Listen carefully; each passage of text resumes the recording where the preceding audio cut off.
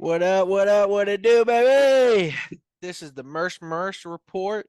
We got Anthony in the building. That's me, Botoniy, and we got Malik pulling here. We're gonna get it cracking here. So this first episode's gonna be why we're starting the podcast, why we got into nursing. You know, every nurse's fucking worst question you could have. Also, to start, there's no medical advice in this show, so please don't take what we say to heart because I ain't trying to get sued. I ain't got enough money to be paying y'all motherfuckers. Second part is going to be a lot of cursing. So this is not for work. This is to listen to before you get there, so that way you can have some fun either on the way there or the way home. I'll go ahead and let Malik do some talking here, kind of get into why we're starting this. So go ahead, Malik. Well, first of all, we're starting this so we get to talk to each other more.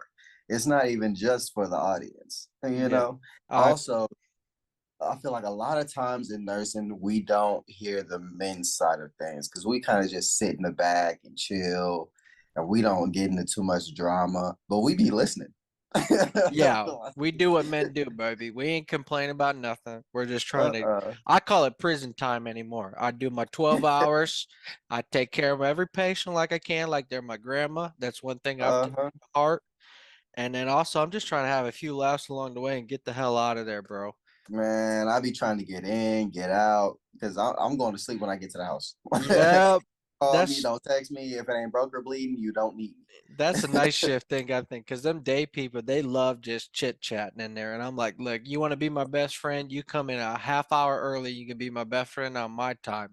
But Man, just don't leave shit for me to do from your shift. That's how you can be my best. I'll I smile and hee and ha ha with your ass, but don't leave me. Okay? for real. Oh, DSP, baby. That's my favorite thing to say. Day shift problem, baby. Come on. you hear me? Yeah. See, but I'm an overachiever. I hate leaving shit. So Yeah. I got sometimes, I mean, like, sometimes you have to because it's like it's just that much stuff. But nah, I'm an yeah. overachiever. I'd be like, damn, I wish Nana would just shut the fuck up in that room because I'm sick and tired of taking care of her ass. Like, Nana, I love you, but this shit shouldn't take me 45 minutes. All right. Yeah. Like, why are we doing this? What's wrong? I think the main reason we're doing this is obviously so Malik and I can talk. This motherfucker moved to Texas on my ass, and I'm over here stuck in the boondocks of Missouri. But Everything bigger in Texas. The cinnamon rolls, and there's no state tax. Like, how can you skip that? I'm telling you, I'd be getting murdered in these taxes now since I'm in the float pool. I hate it, bro. Oh, bro. I think once you come to the ER, you just immediately become more Republican. You have to, because you're like, this is what I'm paying for. Bro, I saw my first check and I was like, oh my God. I That's was like, what in Missouri, they would have robbed me. Hey, that's what I hate, bro. Everybody thinks nurses make all this money, and I'm like, bro, you don't understand how much we got to pay in taxes. Oh, that's the thing. I want to say so in Missouri, you're taxed at already what, 18%, depending on your tax bracket. And then bonuses, I want to say are taxed at 40%. Yeah, That's ridiculous. yeah, no fun. That shit drove me crazy. That's what really pushed me to stop picking up shifts when I was there because it's like you're gonna take all this money anyways. Like, what Hey, am I doing? once you get into it long enough, you figure out how many hours you got to work to either make it worth your while or too many hours. You're like, yep, don't put me down for that. I ain't going. Mm-hmm. Like, please lube before you fuck me, okay? This shit's ridiculous. The second reason I really want to start this show, I'm honestly, I love being a nurse and I'm getting sick and tired of losing good nurses to burnout. And I Yeah. think the main thing is because you come to work and you go home and nobody understands what you do. So you can't talk to your boyfriend or your wife or whoever it is because they're like, they just don't get it. And you're like, I think that's one of the main causes of burnout, bro. We nobody gets that we like they think we have this sick sense of humor. That's the only way you get through it, man. Bro, and that's the thing. Like, you can also see that difference between day shift and night shift a lot of the times too, because it's like the things that we talk about and joke about, they won't say. Yeah. Or they're like, oh, that's going too far. Like, no, you're just too fucking happy. Okay. Yeah, you're too busy on a regular sleep schedule for us, baby. We don't get down like that. Yeah, like no, like you come in here at 6:30 in the morning, you're like, let's go, let's have a good no, fuck that. Okay. Yeah, yeah. You're too loud, Karen. Yes. Um, Fuck. but yeah, I want to get into more why we're starting this show, and then after that, we'll get into why we started nursing and why we want to keep doing it. I think those will be some good topics to start with. Yeah. Uh, like I said, burnout's the worst. I think everybody got to see during COVID, like all these nurses quitting. Nobody wanted to put up with that. But I think besides burnout and not being able to, talk it out through anybody, I think we need to start more, like we said, comedic relief, man. Just being able to laugh at yourself, laugh at what you do, because I don't know, just all these people are too uptight all the time. And I'm like, look, man, we're gonna get in here and like we talked about earlier, like you're gonna do what you do and we're gonna have some laughs about it. And if you can laugh about it, it makes it not as bad. I think one of the other things is like, at least for me, I had to leave ICU and go to research because of just watching so much in COVID and the ICU. Like you start to feel like you're alone, and I think that deals more, and it gets even bigger than that in personal life. Like everybody's got their story, and then everybody thinks their story is the worst. And I'm like, as long as you know you're not alone, you're not going crazy. Because that's one thing I told myself. I feel like I'm going nuts working in the ICU, working in COVID. I'm like, there's no way everybody's dealing with this, but they are, and it's just not talked about. Yeah. I think a lot of it also is like appreciation and understanding. Like you were saying, when we go home, nobody, unless they're in the medical field, understands the things that we go through and deal with at work. So we use up a lot of our just like compassion and things at work. We come home and we're drained, and it's like everything sometimes can be overstimulation. It's just too much. So, and then just not feeling appreciated at work, that goes hand in hand with the burnout.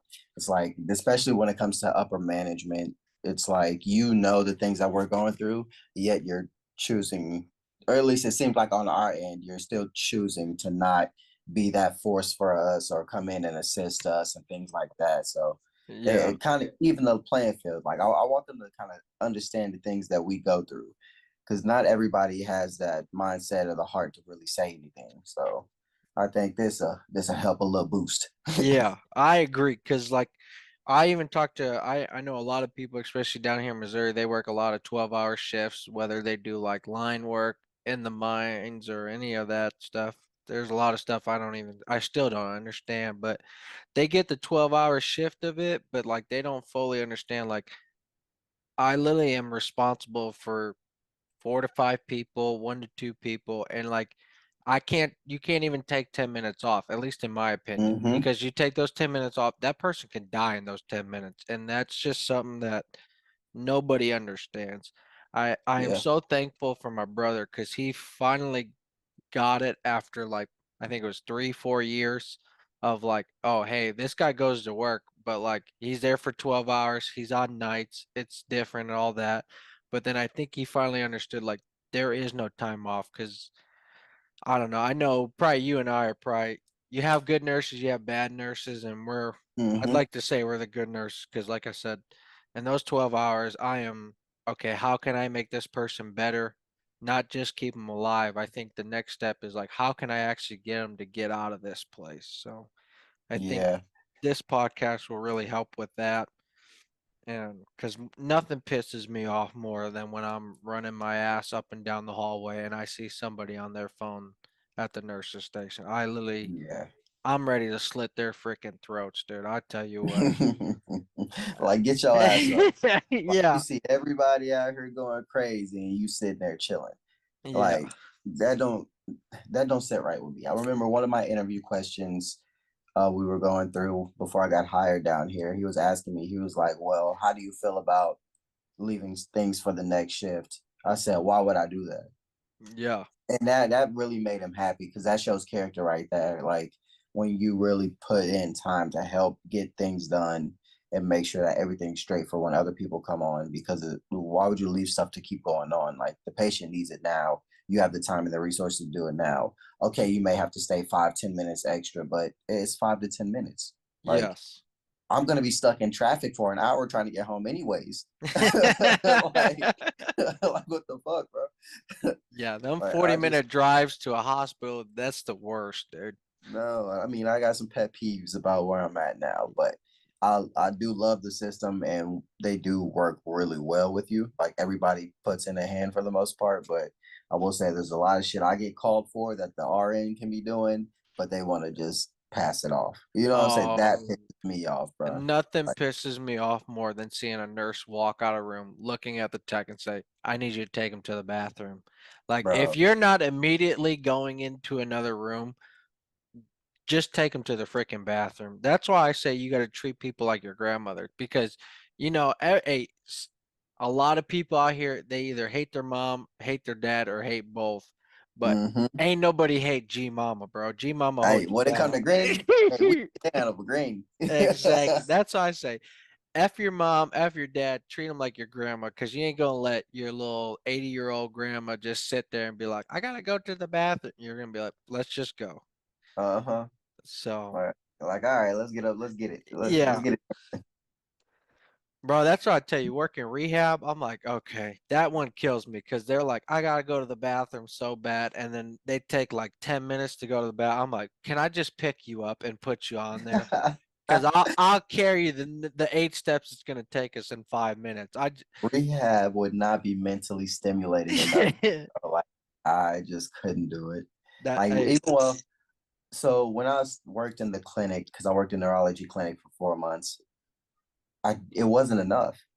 yeah Like rooming patients, filling prescriptions, doing prior authorizations, all the time. It wasn't enough. Like it wasn't mentally stimulating for me. Like I would take naps between calls and patients.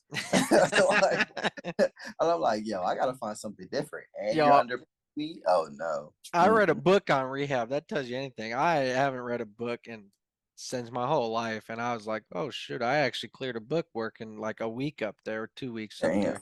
That's a Dude. I give all my props to nursing home workers and rehab people because I don't have the patience. I'm like, hey, come on, baby. Next person's got to go to the bathroom too, so let's start cooking. Put it in second gear. Bro, I loved working in the nursing home for the simple fact of the just the old people, like the geriatric patients, just listening to their stories and getting to know them. I enjoy that. Management fucking sucks. Yeah, And corporations fucking suck even more because they yeah, make it shitty for management, which makes it shitty for us. There's never enough resources, never enough workers. Like it's just a shit show, bro. And you feel like you can't adequately take care of these people, and it really fucks with you. yeah. I think Yeah. that's on every job though, bro. Everybody hates their management because I feel like anymore, well, especially in medical, like they want us to be their fucking hotel. I Yeah. am not your concierge. I'm your nurse, bro. Don't be trying me. I am not gonna fluff your pillows and do all this and that. Like, Hmm. unless I got the time, I will give you the best care I can. But like, I'm not about to rub you down in lotion and rub your back and a full on 90-minute massage. I'm like, there's like four more of you. Like, how Yeah. would you feel if I just left you hanging high and dry for an hour and a half? Yeah. So Well, I mean, like where I'm at now, it's a lot better. But when like these previous jobs, bro, they just be saying shit or certain policies come out, and I'm like, how is that even fucking possible? Like, how do you expect yes. us to get that done? Like, are you crazy? You know what the fuck we doing? See, I think So, that's the problem, dude. They don't, bro. They've been off of the floor for like 10 years. All these people that are in these office jobs, these 8 to 5 jobs. That's why I loved my hospital in Illinois. Like all the house supervisors had to do at least a 12-hour shift. I think it was like once every 2 weeks or once a month. Like they had to still work on the floor. And I'm like, that's where you still get it because I hmm, think after COVID, like patients got sicker than they used to be, and that's oh, why it's busier. But then also, like, because of COVID and everybody got handed all this, they just think they need it immediately. And I'm like, that's just not gonna happen, man. Like, do you see my other 2 arms? Because I don't have them. I only have two. I don't have four. So I definitely it's felt. just It's like, come on, catch up, keep up. Yeah. So that's why I think this podcast is going to be real good. It's going to be good for night shift workers because we both work nights. So we Mm-hmm. get it. Because, like, I even get, like, it's just, I'd go home, I'd drive home after working a shift, and that's a 4-hour drive. And then these people want to see me, and they're like, "Why do you look like crap? Why do you look like that?" And I'm like, "Do you not understand what I do? Like, I was just up for 12 hours, had to like be like we were talking earlier. Like, there is no Mm-hmm. time off. I can't just be like, you know what? I'm gonna mess around for a half hour and just not worry about anything. Yeah, nah. We gotta go 'Cause- right back to sleep, bro. We yeah. gotta get up and get it. Like that my first day off after a 3, I sleep literally all day. Like Mm-hmm. no skips, no nothing. I walk my dog when I get home. I come back in, get ready for bed. I sleep all day. Get up, walk her again, go right back to sleep. Yeah. And Like I'll that's sleep even until enough. I 4 o'clock couldn't that next imagine day. because thankfully I'm like, look, I ain't doing nothing for 6 hours after I get off. Like that's minimum. So Oh, bro, I put my shit in focus mode, sleep mode. Yeah, nah. you don't But need me, don't call me, figure it out. well, my first thing is okay. It's broker bleeding. You called me because you want to know how to stop it. Okay, cool. I'm gonna let you know. But other than that, I live in Dallas. Like, well, what do you expect me to do? Okay, be self sufficient, please, Dude, that's one thing. I'm like, I don't want to brag about myself, but I know I'm a good nurse, man.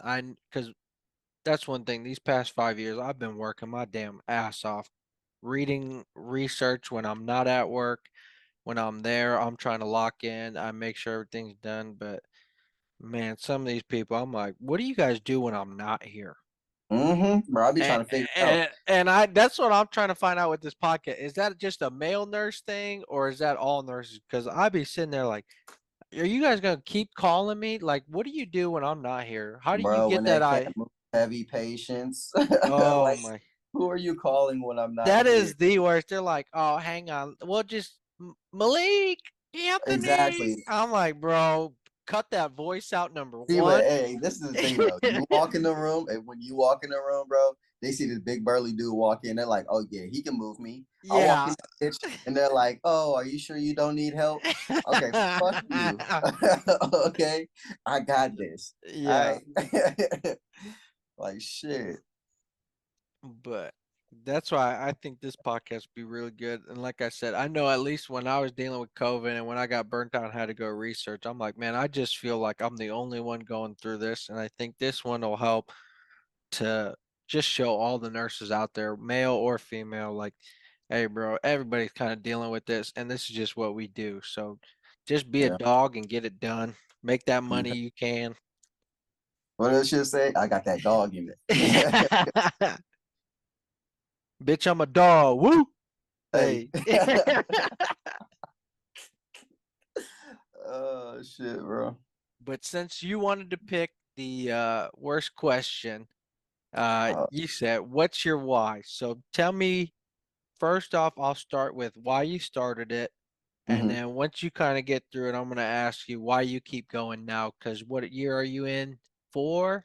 5. No, remember we 5. graduated the same year. I just graduated That's later. right. That's right. Yep. So I think it changes through the years. And I think that's what some people kind of lose. Because once you lose why you keep doing this, why you keep clocking in every day, I think it Yeah, just you got to makes it switch that it up. much harder. Yeah. Hmm. So go ahead. Tell me why you started with nursing, what interested you, and what kept you going through school. Bro, I'm gonna be so honest, bro. So when I was in high school, because I didn't have the best like upbringing and things like that, I didn't do well in school, but that's because I didn't apply myself. And my best friend told me, bro, he was like, honestly, bro, if you don't go to college, you're a dumbass and we ain't gonna be friends no more. I was like, oh shit. I was like, hey, I Hey, was like, hey, put I the ain't know knife in him. I didn't know it was that serious, cuz. Like, and then I was like, well, bro, if I don't get a track scholarship, I don't even want to go to college. Yeah. Well, my first scholarship offer was actually a culinary arts scholarship. Uh-huh. So, I mean, I thought about taking it, but then I was like, no, I want to run track. So I got the track scholarship, and I was thinking about what professions and things that I would want to be in. Mm-hmm. and nursing just fit perfectly because first of all, it was a 4 year degree, so I would get to run all 4 years. Yep. And that was one that Jonathan had already said that he wanted to do. So I was like, okay, cool, let me try it out. And once I got into nursing school, I was like, oh, this is the shit. I I same, like, I was like, same, this shit is same, same. cool. Like, I Yes. didn't realize the like how big it was, honestly, or like how important it would be. But it's become such a staple. Like, I couldn't see myself doing anything else. Like, so my why is just to help people, like, or just to continue to remember why I fell in love with this profession. Like, I feel like in a dark way, it's because I can literally rob God of souls. Yo, it's nuts. When you That's the just think night about, shifter you're in me, like, though. dude, I literally stopped death, bro. Yeah, Just literally, like, you can't fuck say you, nothing death. to me. Go ahead, say some shit. Can you save a Yeah, life? No, you can't. So don't even no, talk to me. like these is So my souls. I did this. I think that's the ginger in me. I'm like, hey, I don't got a soul, but I'll He save said some I ain't got motherfucker. one, but hell no. All So right, Anthony, what's your why? for me, it really started with I always said I was gonna be a dentist because I just wanted that doctor title, and I feel like dentist was the easiest way to get it.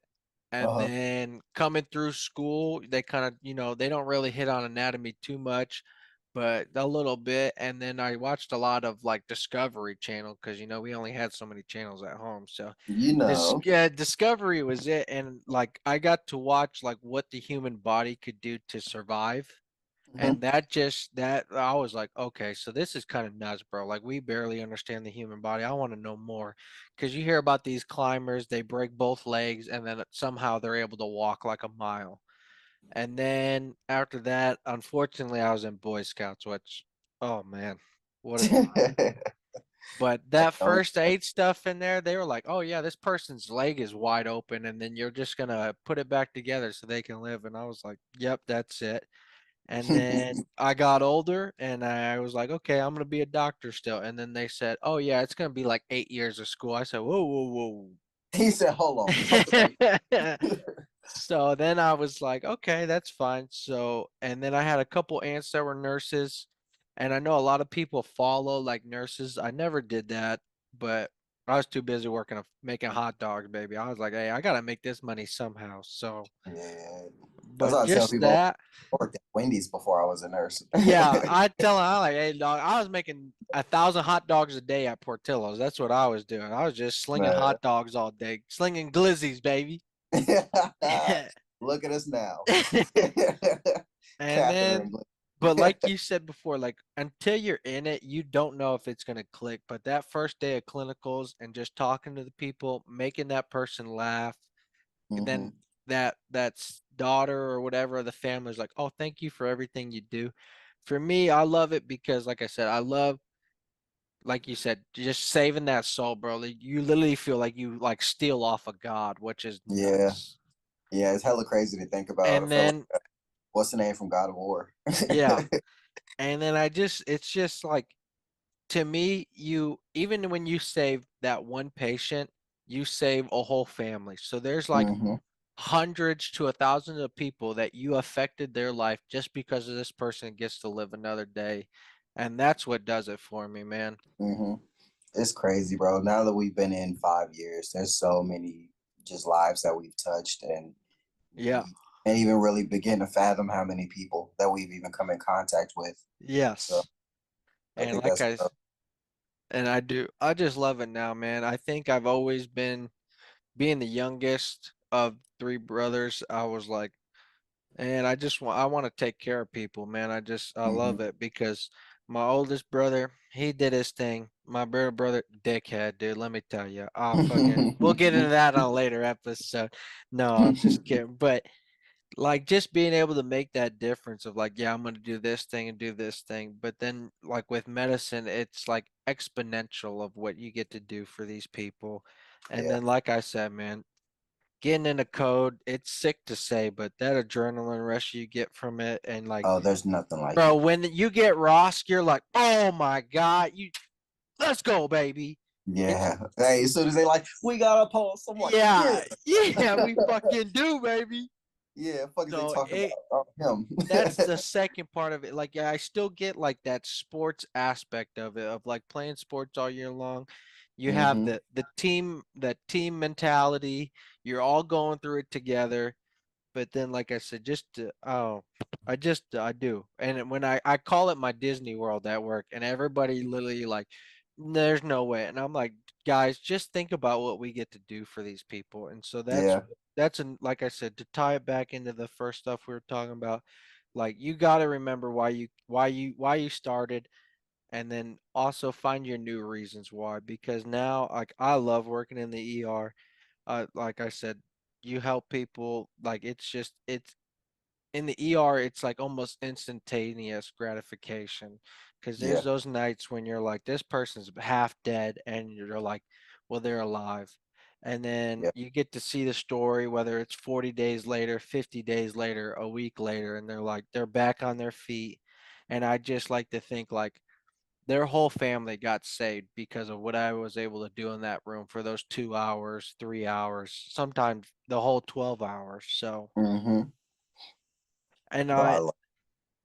and I like the difference every day. Like with nursing, there's so many ways you can take it, whether you want to work in the clinic, you want to work hospital, and then there's so many different jobs from there. You get that different stuff every day. Because I did that research job for 4 months, and I was like, I can't keep sitting at this office. I'm losing my mind, dude. Mm-hmm. Shit, I worked in long term care for what was that 4.5, and then year 5 now I'm working in pediatric ER nursing, and oh, it's so much different, bro. It's drastically different. Because even that last year that I did med tele, Mm-hmm. that was crazy. Well, I mean, it wasn't like far out of my range though. Like there wasn't much that I felt like I had to learn in order to be really good at it. Yes. So I got tele down pat, I got my stroke skills down pat, and I was just running it. Like anything you needed, I got it. You know, Yes. now I'm in ER, but pediatric ER at that, and it's crazy the things that I see now. And just the difference between, they always say, like, oh, well, kids are little humans, and da da da. It's not the same at all. Like they present completely different. You have to really be on your P's and Q's because they do, they just get worse so much faster, I've noticed. Or maybe Yeah. it's the that we don't, they're not able to tell us as much as an adult would, you know? It's So they're it's crashing. It's like you got to be on your shit. it's And that, and then it's that they compensate, they compensate, they compensate, and mm-hmm. then nothing. And you're like, Yep. whoa, what the hell happened? Like, hey, what's going on with gang over there? Like, hey, Versus look, like look. adults are like, compensate, compensate. I got a little worse. You can tell. And Mm-hmm. then it depending on how good you are at what you do and how willing you are to keep learning, you can pay attention to it, and you're like, oh, this is about to go on. So let me Mm-hmm. intervene here. So that is the end of episode one, part one. There is a two-parter. As you can tell, we weren't really sure what we were doing in the beginning. I think it's kind of funny. I think it really shapes up the two of us. But bear with us here in these first beginning episodes. It's going to be kind of a trial and error, and we'll keep getting better as it goes. But that's just how it's going to be for now. But I promise episode 3 is going to be a real juicy one. I'm really happy with the way we were able to record that one. I think we're only going to get better from here, so just stick with us. And this is kind of how we'll end this episode. I'm able to do a lot more now. I'm getting better at the editing. So just keep tuning in and keep leaving your comments. Thank you. Be on the lookout, baby. And as always, treat everybody like your grandma and do what you do.